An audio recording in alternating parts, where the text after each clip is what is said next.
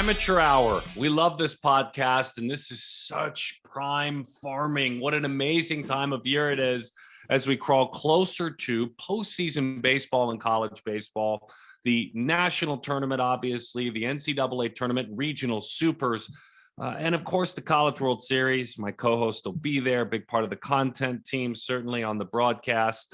But I think the other thing where we tie this in is the draft, which then the next month goes on. And so that's what this podcast is. And if you're watching, thank you. Certainly, we're glad you're hopped on BGTV and YouTube. But if you're listening, that's really our core geeks. You know, you're our most important people. We've got a great show. Danny Wexelman, the producer and co-host of this show. Cooper Hjerpe, let's start with him. Left-handed pitcher, Oregon State. What I love about him, Danny, is that when he came out of the class of 2019, he was the number 79 left-handed pitcher in the country. Number 79, not 79 ranked player, 79 left-handed pitcher. Guys like Hunter Barco were up there, up high. Daniel Espino, Quinn Priester, Brendan Malone. Those of you that are into prospects know all these high draft pick guys, and Barco's going to be one this year. But it's just a testimony to the developmental tool that is college baseball, because he ain't number 79 amongst left-handers anymore. He's going to be a very high draft pick, having one of the best seasons in the country, this lefty. So this is the exciting part of the year. And by the way, when Darren says geeks, he says it with love. We love geeks. We love nerds, especially when it comes to baseball. But now we get to look at the draft board, and it's cool because we've talked to a lot of these guys, but there are some that we haven't had a chance to on this podcast specifically. Cooper Hjerpe was one of those guys I've never had a chance to talk to with the season he's been having, where he's at on the draft boards. My favorite thing that he said, though, Darren, throughout the entire podcast, I'll give a little teaser, was that he didn't expect to be sitting in this seat today. He didn't know if he would get to this point when he was in high school. And he talks about what he weighed and how small he was. And the dude is almost maniacal in the thought and preparation and what he's put into becoming this really high draft pick. So I loved learning about that and why he chose Oregon State. He's a California kid, and how his dad has influenced him. He played baseball at Cal Poly. I really liked our conversation, and he just feels like a man. He feels pretty mature. And I think that you're going to enjoy hearing how he's gotten to this point. Yeah, here. And then the next guest that you booked in was Eric Brown. Now, Brown, we knew a little bit more about from his travel ball days, with the East Coast Sox. And if you don't mind, Danny, I reached out to Joe Caruso, who runs and is the founder of the East Coast Sox. And I said, hey, we're having Eric Brown. Danny got it done. Coastal Carolina got him on the show. Give me a few thoughts on him. And I'm going to go as quickly as I can. Okay, folks, bear with me. His travel coach, Joe Caruso, said of Eric Brown, 1, he made a play in Jupiter without a glove. He did a prep step. He slipped. Glove fell off. Ball came to him. He still caught it. Day 1, number 2, day 1, 17U WWBA, which you will hear is an event that changed his life, that travel ball event. When Bobby Witt was just the extra hitter because he was coming in tired, and I rested him. I told Bobby he was going to get Wally pipped because our shortstop was pretty good. That shortstop was Eric Brown. He went out and made 3 amazing plays, helped save the game in the win. Bobby looked at me and said, this kid can flat out play. Finally, 2 more. He said he's a devout believer in Jesus, praises God with his attitude and effort. I love how he prayed before every game with his father before he played in every game. And then he said, and I quote Joe Caruso, who sees thousands of ball players throughout his time, I cried when it was his last game in Jupiter. I love that young man. And if you're watching, he actually sent me a picture of the 2 of them hanging out together from a week ago because he drove up to watch him play college baseball. So that's the guest you got. Now, all the college things he's done, he's like Hjerpe. He was ranked deep in the rankings, pretty deep, right? Not really high. And he's going to be a first or second rounder. Again, the developmental tools of Coastal Carolina. Love this kid. I had not had a chance to talk with him again, although he's been around a lot of events. This was my first time. And again, his name is on the board. I was interested in him. I knew you would be too. And you did some extra digging, and it turned out to be an even better story. And I just think it helps paint the full picture of who Eric Brown is, because the kid has a lot going for him. But that wasn't the case in high school, and you're going to hear the story. It hits me really hard, because I think when you get rejected when you're younger, it kind of tells you, well, who are you going to be? How are you going to face this adversity? And what's your character? What kind of person are you? And you're going to learn everything you need to know about Eric Brown based off how he reacted when adversity faced him when he was in high school. And I think that he's ended up exactly at the place he was supposed to end up. And look at him now. I think there's probably a couple of schools that wish they had Eric Brown on their team, but he tells us a little bit about home. He tells us about his family, about his mom. Mother's Day, we just passed Mother's Day last week. So I really like diving into Eric Brown, not only the player, because the baseball player is impressive, the glove is impressive, but the person is really going to wow you. Yeah, I can't wait to see him Dodger Stadium a couple years from now down the road. Maybe Gavin Lux moves to the outfield to be right there. Long-term deal with Trey Turner. Eric Brown playing middle infield. Come on, Dodgers, get it done. That's a perfect spot in the draft. Also on this show, we're going to have a wonderful conversation through our weekly streaming show, Perfect Game College Baseball. You can find it on YouTube and on Perfect Game TV. Hunter Pence is my co-host.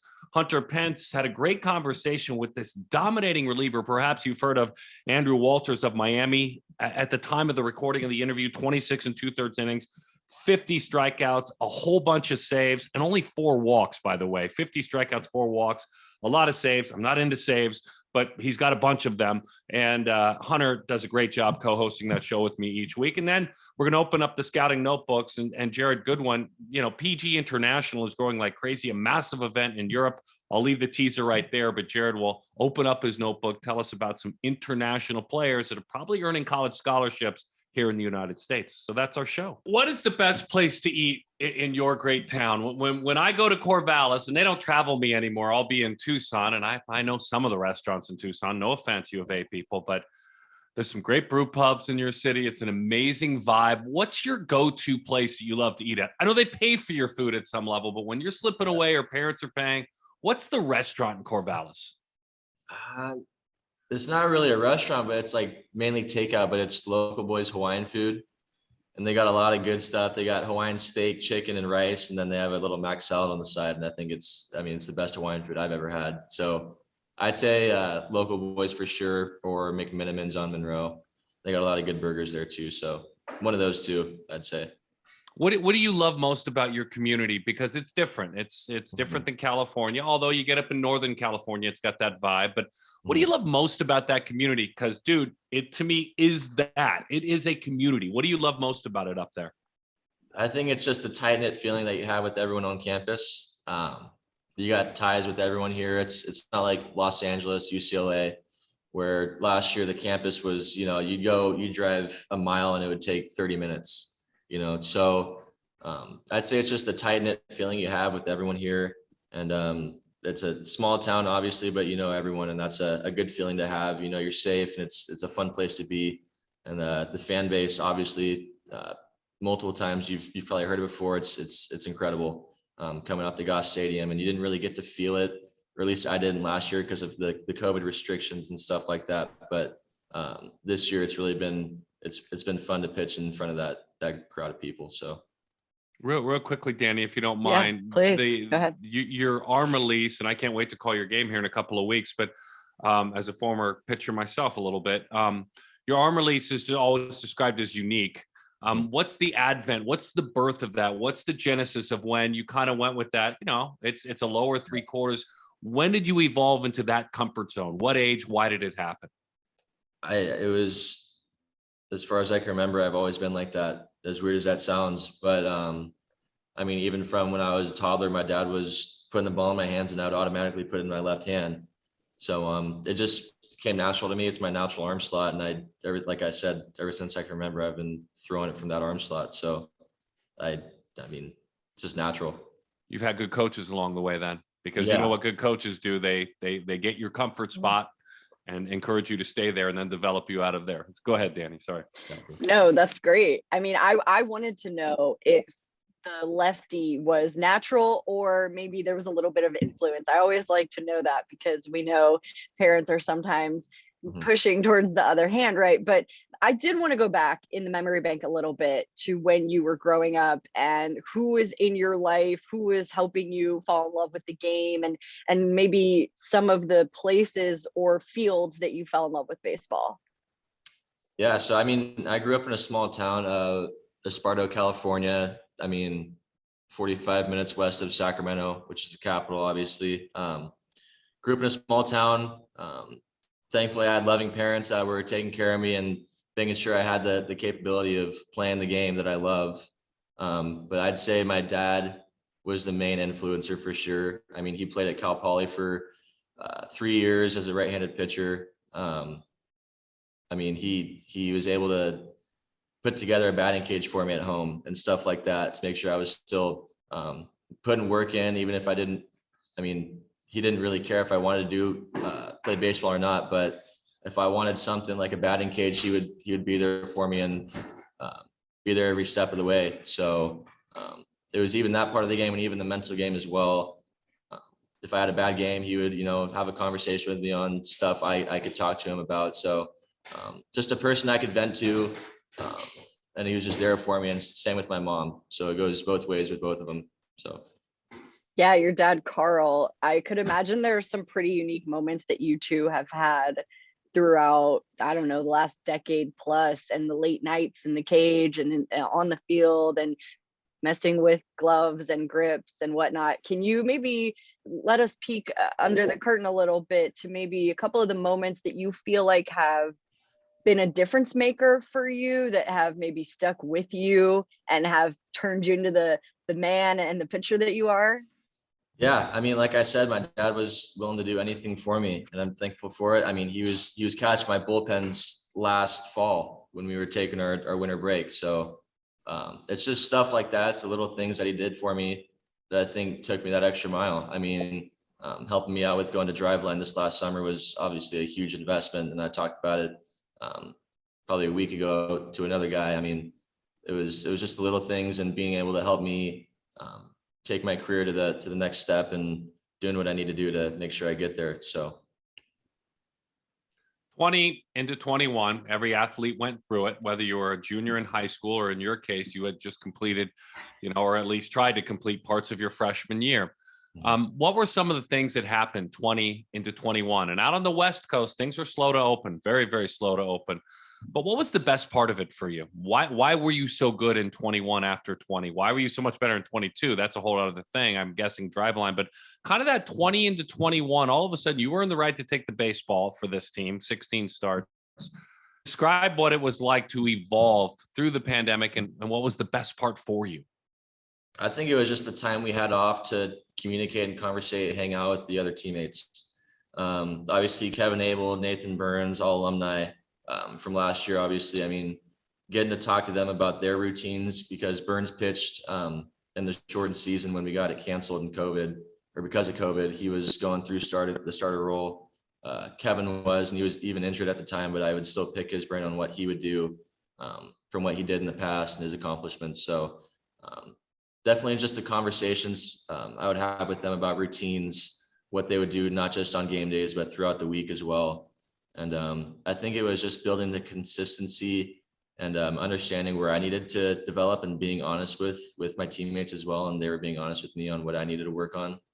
And so what I got from that was basically becoming more stable, putting on weight while still maintaining that mobility and stuff like that. So just making sure I'm staying healthy, getting my calories in, stuff like that. So everything you need to do to be elite at the game, I was trying to do, whether that's eating, getting the schoolwork done before a game or something like that, to keep my mind on the field instead of off the field. So I'd say that was the main thing in 2021, and that year was just picking the brain of the elders and stuff like that. So, and then going into 2022 in the summer, it was just the same thing, gaining weight, making sure it's good weight, keeping that mobility there, making sure I'm aware of what I'm inefficient in and stuff like that. So I got a good image of that through Driveline in the summer. Obviously, went through a motion capture with the high-speed cameras and all their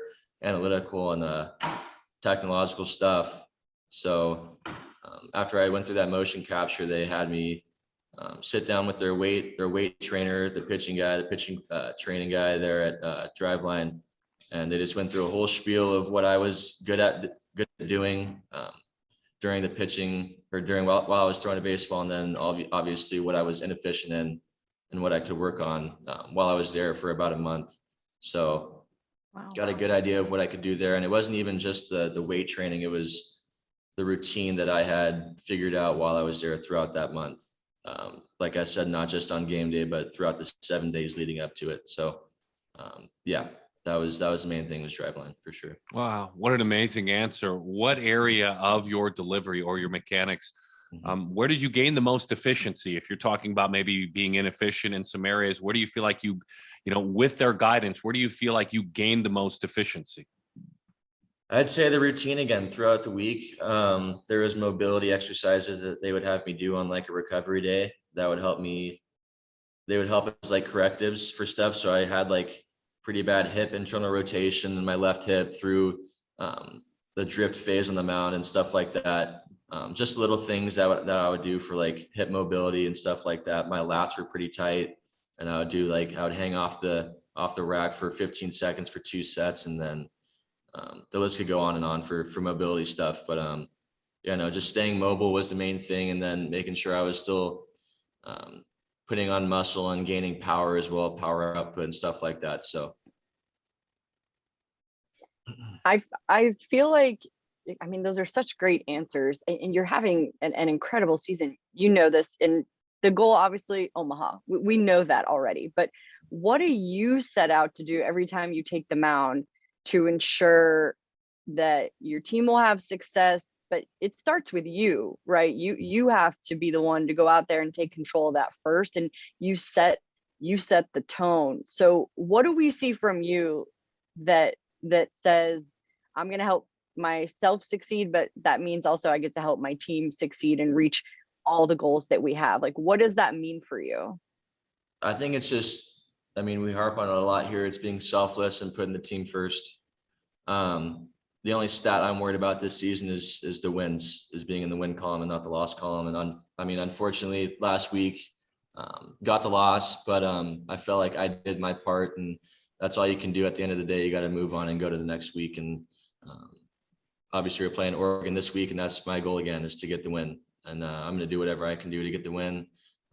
Setting the tone, like you said, making sure I'm instilling that competitive nature into everyone from the get-go, from the first pitch and first pitch on, just getting out there and competing and do what I can do to help the team win is what my goal is. So if I've never seen you pitch in person, describe what I see, describe the person, describe the pitches. I know Darren will probably dive a little deeper, but if I haven't seen you pitch in person, there's probably a lot of people who haven't because of the pandemic, and you're about to hit the scene and people are going to see you for the first time. What do we see? Introduce us.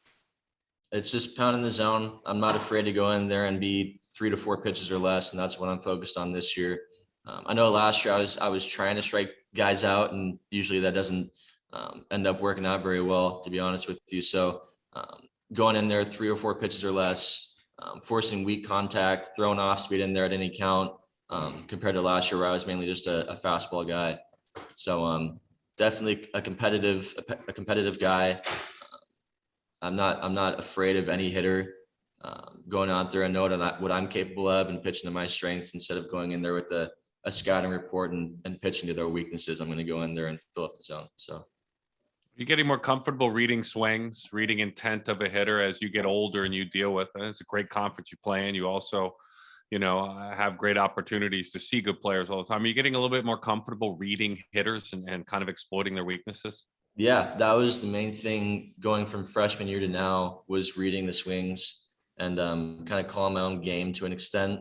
I think when I was a freshman, I didn't really understand that kind of topic, and I kind of had just the tunnel vision aura about me, and going out there and just trying to just blow it by them. And it's kind of been a more methodical performance, and understanding how they took a certain pitch, a certain count, and the sequence that we use after that and stuff like that, and talking to Dorman about it, going through film. Obviously, like I said, I'm not pitching to their weakness through this, like the film that we watch or scouting reports, but where my strengths can be an outlier and help me even more with certain batters. So. Cooper, you know what's fun? I look back on your graduating class, and Hunter Barco went to Florida. Unfortunately, he's going to have surgery now. But Daniel Espino was a big name in your class of 19, and Brendan Malone, Quinn Priester. You know, I love those guys. I actually love those guys quite a bit. And but it's very interesting because college is a developmental tool, right? I mean, if I'm to look at, and there's nothing wrong with the system, I'm part of it, telling stories of young high schoolers for sure. But college is a developmental tool. Danny and I doing this podcast have seen more and more athletes that were, you know, a guy that was, you know, where he was when he graduated to where he is now, where you are now. Did you see this at all? I mean, I'm sure you have confidence, but did you see this at all when you were at Woodland High School that you could be this guy? I knew at the time when I was in high school, I was very underdeveloped. Like I said, I was very skinny and I wasn't, what I am weight wise right now, and the maturity level as well. I mean, going through classes here, it's much more, I wouldn't say difficult, but much more time oriented and making sure you're managing your time wisely, because you got high school baseball is one thing. You're there at the field for a couple hours a day for practice and stuff, but college baseball is a full-time job, basically. Going out there, whether it's 6 a.m. weights, 7 a.m. weights, whatever it might be, and then going out to practice from 1 to 4, getting recovery in, going to see the trainer if you need any kind of like mobility or rehab stuff. So I'm going to be honest, no, I didn't see myself here at the time when I was in high school. I knew I wasn't ready for professionals, but I knew I was going to work my tail off to be the best player I can be. And I think I'm doing that pretty well to where I'm at right now. So. It's a great answer. Yeah, that's a great answer. I mean, my last one, I think is pretty obvious. Your mustache that you're rocking. Is this going to continue? Is this going to be throughout the postseason? Is it going to get shaved and then restart? How does it work? Tell me everything. I had the beard going in Utah, and that was the first start. I didn't have the mustache, so I can tell you right now, it's probably going to be on my face for the rest of the season. So. Amazing. Nice. Cooper, thank you so much. Stoked to see what you guys can do the rest of the season, postseason, but we really appreciate your time. A longtime high school coach, then a travel coach, then the founder of a great travel organization, and now the leader of all the scouting for Perfect Game, Jared Goodwin. And you know, when Ben Ford, who's a senior VP, former major leaguer, opted to grow the sport of baseball internationally, the two of them got together, and some other key leaders for Perfect Game got together, and they have been all over Europe and very recently had a large showcase. Jared will explain what he saw where he was, but Perfect Game International is growing by leaps and bounds. Huge relationship with Canada, huge relationship with Australia as well. And then, of course, Jared stopping in Europe. Open up your notebook for us, Jared. This is Jared Goodwin, Senior Director of Scouting Ops for Perfect Game USA. I'm just getting back from the Czech Republic, where we ran the 2022 East European Classic. We ran 3 different levels, 18, 15, and 12. Wanted to touch on a couple of the players from the 18 and 15U level. First player is Jacob Winkler. He had 7 hits, 5 stolen bases for the champions of the 18U division, the Czech team. He has a strong left-handed bat, short, quick, with some strength at contact, utility-type player, but could really find a home behind the plate where the bat is really going to carry. Michael Sindelk had 5 hits, couple doubles, 5 RBIs for that championship Czech team. Really accurate barrel and kind of an exciting player with some versatility there in the lineup.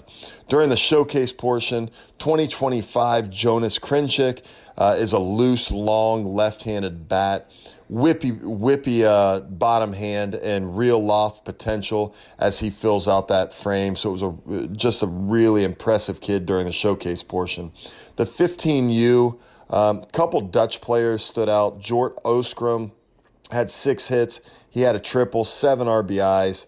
Teammate Amarencio Franca might have been the best prospect of anybody. Explosive runner, shortstop actions, made a couple plays to the glove side, ranging far to his left, throwing off balance with a different arm angle and getting some outs at first. He was completely impressive and actually had a number of pro scouts there from the States over watching him play this week. So really exciting to see the stateside coming over and watching that event.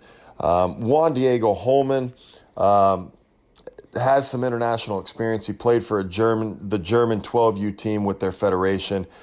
Good actions at shortstop. He hit 467 on the event, also up to 80 on the mound. Dad actually played for the Los Angeles Dodgers in the minor leagues, got up to A-ball, so kind of some bloodlines there as well. He's a really exciting player, and I would be remiss if I didn't mention Ilya Garin. He's an infielder who hit 364, 2 stolen bases, 2 runs, 3 RBIs, playing for the Ukraine team. So everything going on in Eastern Europe with the war and politics, the Ukraine team brought a team. They made it to the semifinals of the East European Classic, and it was great to see the youngsters over there competing. And Ilya kind of manned the middle infield and really was a spark plug for that team. It was a great event, amazing to see all of the different prospects over there in Eastern Europe come together and really play hard to win a championship. Loved having me on the show, and thanks for everything. I am going to start things off.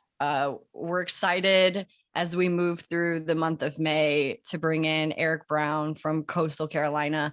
And Eric, I want to go back and start. We'll talk baseball, we'll dive in, but I kind of want to go back and take a visit through your hometown. I was wondering if you could kind of introduce us to where you're from and some of the people in your life that we would meet if we went back home with you. I'm from Bossier City, Louisiana, and people are more like, they don't really know Bossier. So like when I say where I'm from, I'm say Shreveport because that's like the main city. I don't know, like what's there, like what do you want to know about like Shreveport or Bossier? I want you to describe it to me. Describe where you grew up, describe where you played ball, where you started to fall in love with the game, and the people, some of the people around you who were a part of that. Growing up, my dad was in the military, so I constantly moved around, and I started off playing baseball, I think at the age of 3, and I started in Alabama. And then we moved from Alabama to Georgia, and then from Georgia to Louisiana. I got to Louisiana in I think 07 or 08, and I started off playing Little League there, and then I got introduced to one of my best friends now. He actually plays at University of New Orleans. He recently went from a junior college in Mississippi to UNO, and it's a small town, but everybody there is like, I don't know, it's just something special, and it's like very hard to like put into words about the love everybody shares around there. And like it's like a very small town, so everybody knows each other and everybody has each other's backs, and it's just like you get to see everybody, I guess, grow and kind of go their own way, and it's kind of just like a special thing. Like, the small town thing, or if you go to a small town, everybody knows everybody. And so like back home, I don't know, it's kind of hard to explain, No, you're doing a great job. I feel like a lot of the guys, some of the pro guys who have also come out of Louisiana or Mississippi describe a pretty similar picture, and just like you're beaming with pride for where you've come from. And I know you've talked about this before, but your dad, Eric, you also named Eric, and the relationship that you guys have, especially with your mom too, that your parents have probably seen you go through a lot of different things coming from Louisiana and out of high school only having one offer, but you ended up at Coastal, but it took a little bit to get there. Can you walk us through that journey? Because I think that's important for people to hear too, of how you actually got to Coastal. Oh, it was actually pretty crazy. Going through the whole process, it was like kind of like, oh no, am I gonna play college baseball? Like that was like the big question mark. And so like my family and I, like, we're big followers of Christ, and so like all we leaned on, trust the process and trust in God's timing. And going into my I want to say my junior year, or going into my junior summer, I had one offer, and it was actually to Louisiana Tech. And so I was like, all right, I'm gonna play college baseball. And I think the week before the World Wood Bat tournament, that was my only offer. I had Louisiana Tech, and I called to commit to Louisiana Tech. and they told me to, they just had like 6 recruits come in, and they're like, hey, can you wait to the end of the season? Like, we're going to see how much money we have, and like, kind of like,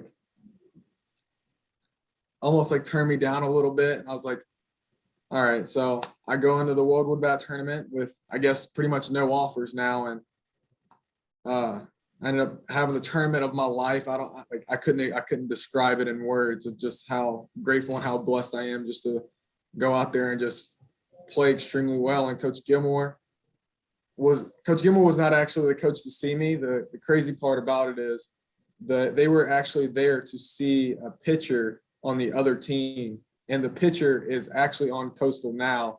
And I think they were there to see Luke Barrow. I think Luke Barrow on our team now, and they went to watch him pitch, and he didn't even pitch. So the pitching coach saw me play, and he was like, "We got to offer this kid." And so I ended up, we lost on a Friday, and I drove down to Coastal on that Friday night. Got here about 9 o'clock at night. And Coach Gilmore walked me around campus till about 1 a.m, just showing me and my parents around, just trying to like say, all right, this is what we have to offer you, and this is like what we're here. And so we and I ended up, after that, I went to DBU. Like, so I was like, I'm gonna try to make a decision by Monday.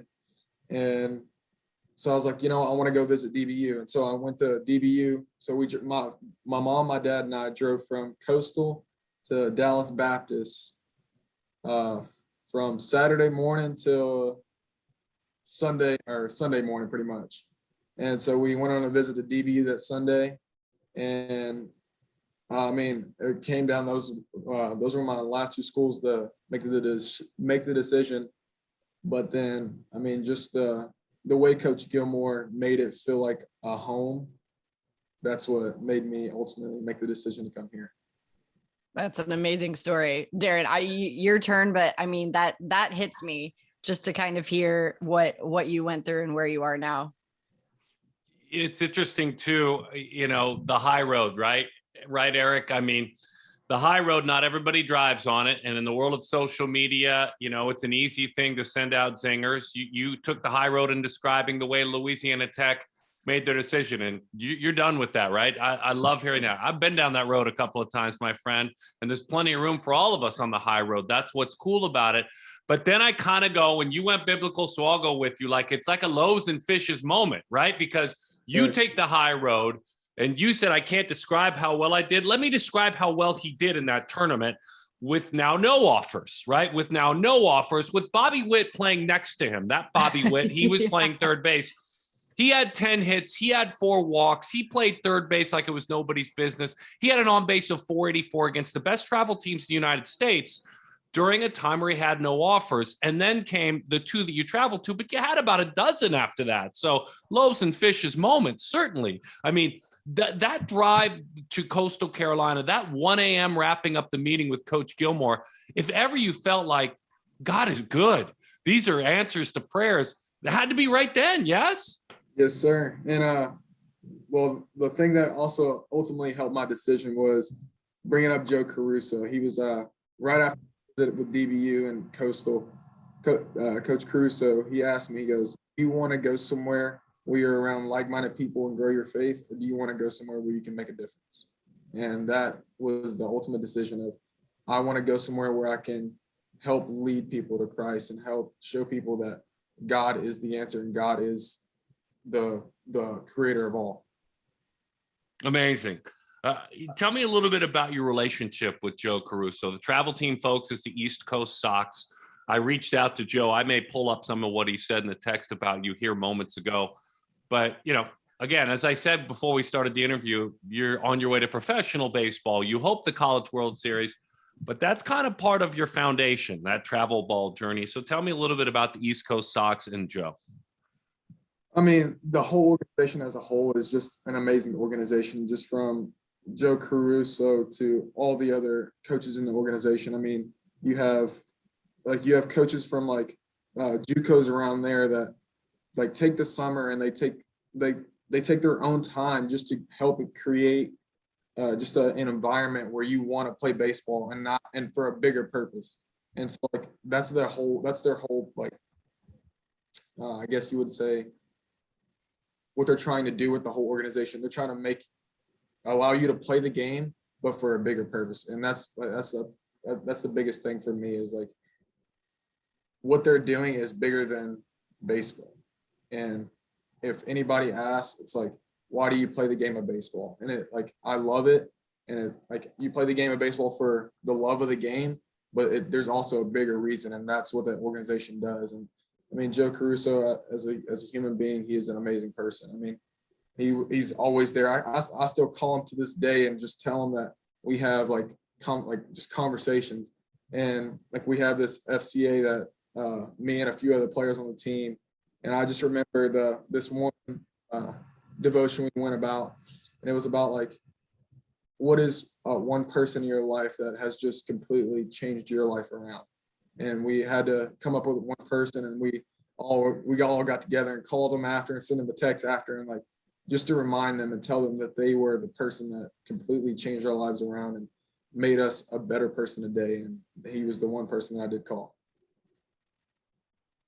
That's amazing. I really love to hear those stories. And we talk a lot about the people who are kind of sometimes not seen as much or not heard as much in the path to getting to where we're going. And you have developed so much now. Who is somebody currently at school, on your team, in your life, who is helping you develop into the ball player that you have become? It's pretty exciting to watch where you are right now.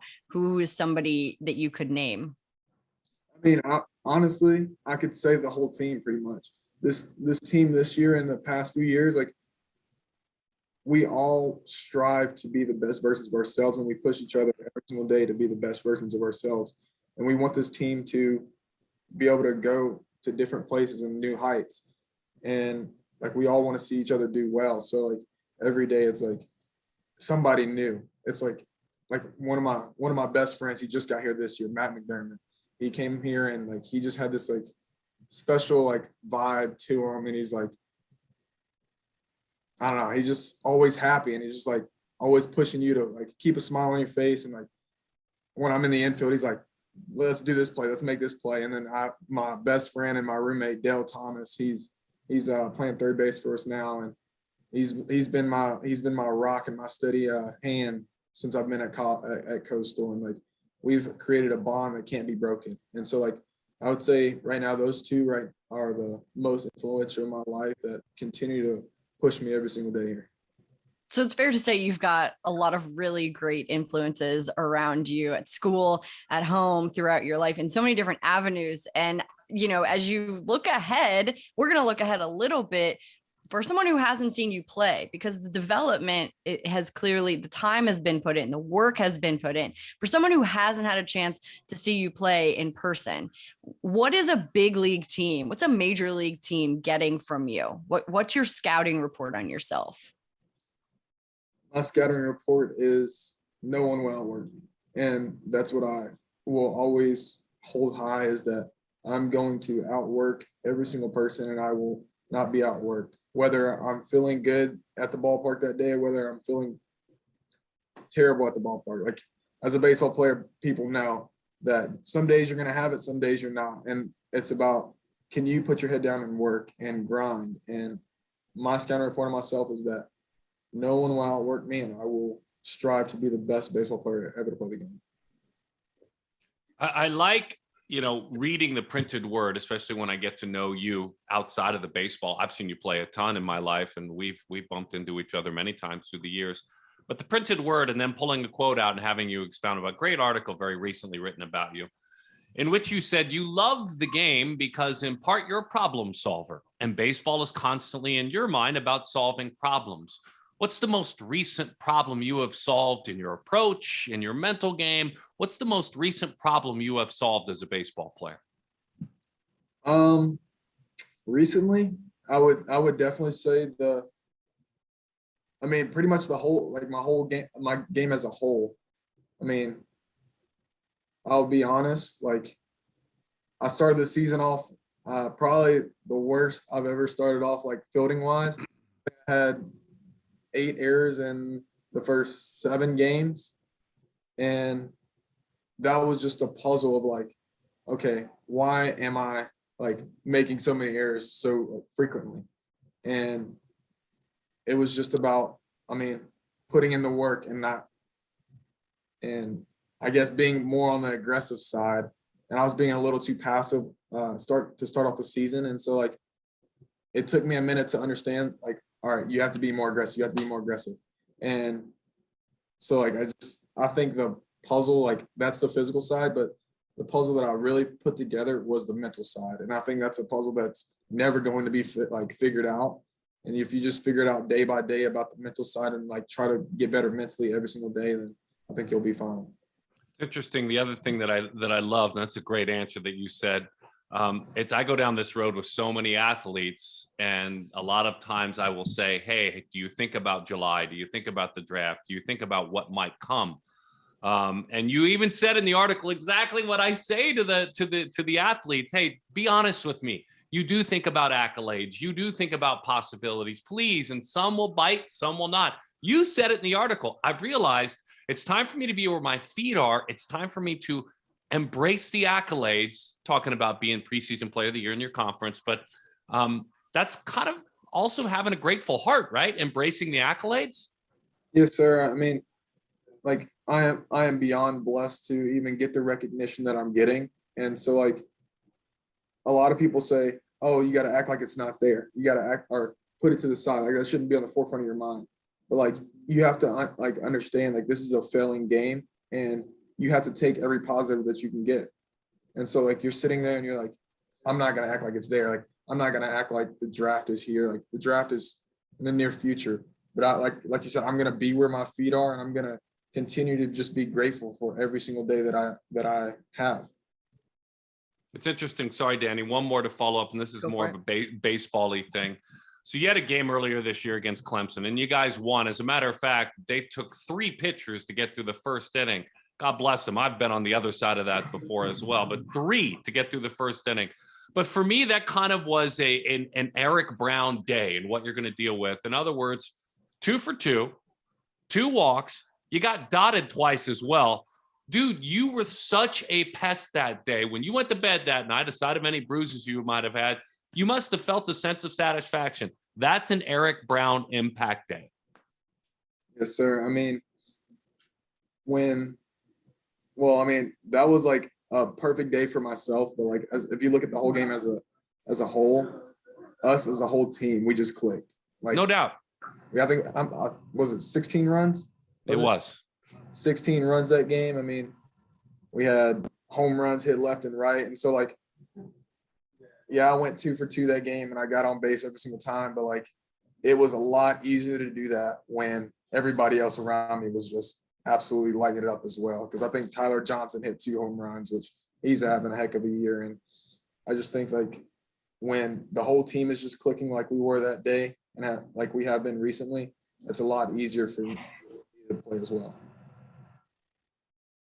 D, I'm good. Are you good?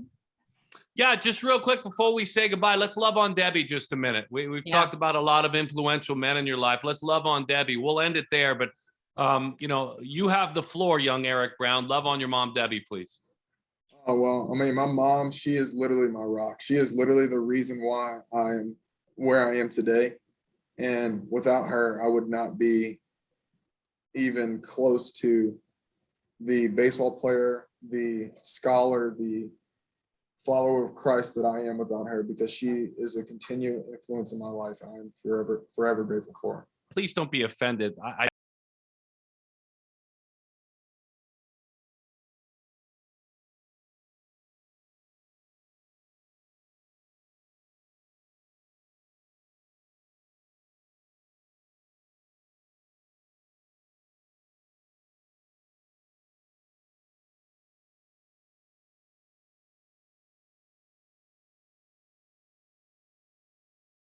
The closer is the guy that comes in and says, like, it's over. And like teams are going to fight the hardest in the last inning. So it's definitely one of the most fun positions in all of sports and one of my favorites to watch. Andrew, talk to me about what's going through your mind as the game's going on. What's kind of your way of preparing for that huge energy, that big finish, and just like what's kind of the process and the ramp up for you? I mean, we start the game obviously, and I'm part of the dugout. I love being out there cheering on the guys. And right around probably the 6th inning, I got to strap the cleats on and get locked in because whatever happens on throughout there, I never hold this team out. I mean, whether they're down or we're ahead, things could happen. So I got to be ready. And when it comes time to get down in the bullpen and get warmed up, I'm ready to go. The team trusts me out there, and I'm coming right after guys. I'm not shy. I'm coming right at them in the zone. I'm challenging you. It's been one of my strengths. So, yeah, basically I'm going right after them as soon as I get out there. So no spikes until the 6th inning. You're not even – you're just in the dugout like cheering them on, like part of the team. And then you head to the bullpen in the 6th. Yeah, I'm a full team guy. I mean, we don't really – if we stay in the dugout, we don't have like a bullpen down there. It's kind of outside the field. So – depending on the situation, maybe around the 6th, I'm probably going to strap the cleats on and then be ready by the 7th. Love that. And then you mentioned it. You're not shy. You're coming at you. You're going to challenge. So I had to ask you, do you like fastballs? And what makes your fastball, or what is your intention behind your fastball to compete? Like, what do you want to feel with your fastball when you're going out there? And do you mix and match, or are you just fastball location? Yeah, I mean, fastball's always been one of my strengths, and I feel like it's played really well up in the zone. So mainly, I'm not living low. I mean, if I'm gonna spot up, I'm gonna have to hit that spot. But mainly, I'm living middle to up. That's one of the things that I just kind of focus on throughout. Just going out there. But yeah, most of the time, lots of bat-paths have been going up lately, and I feel like a lot of success has been for me to throw up in the zone for sure. Cool. I mean, just cool stuff. Look, I don't like to infuse personal life into the stories of these athletes, but I love when a young man has the wisdom and the upbringing, because it's all part of it. And in his case, the faith, to when something negative occurs, not to grab his phone and put people on blast, but to put his head back down and go to work. And in his case, share with family, in his case, pray and really, really work hard. And it was like all the hits that came in that event that followed for Eric Brown. The offers, like kind of unofficially, I'm told it was up to 17 offers out of that event. So we went from 1 to 0 to 17. And think about how different that looks. Sorry, this is the parent to me coming out. If he grabs his phone, if he badmouths people, if he walks around that PG event, which is loaded with coaches and scouts, and starts yakking and talking, has mommy or daddy call on his behalf. Can't believe it. Gosh, I mean, what a great testimony that is. I'll just leave it at that. Having been through that journey, you've been through that journey, Danny, professionally, where the rug's kind of pulled out from under you. So you got a choice at that point. The world's going to go on. Baseball's going to go on. Baseball's going to be played. I love what Eric Brown did. That's kind of my big takeaway. Yeah, attitude is absolutely everything. And if you're ever going to learn a lesson from one of our podcasts, which actually I think that you could learn a lot from the incredible people that we do have on this podcast, not including ourselves, but I think that's probably the biggest lesson is attitude, because I know when I'm at those events, I have scouts coming up to me and asking me, hey, what do you know about this kid? Is he a good kid? Is he respectful?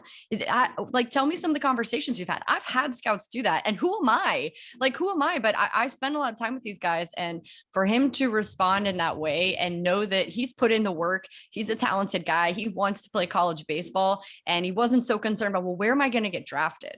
How much money am I going to make? What are my followers going to look like?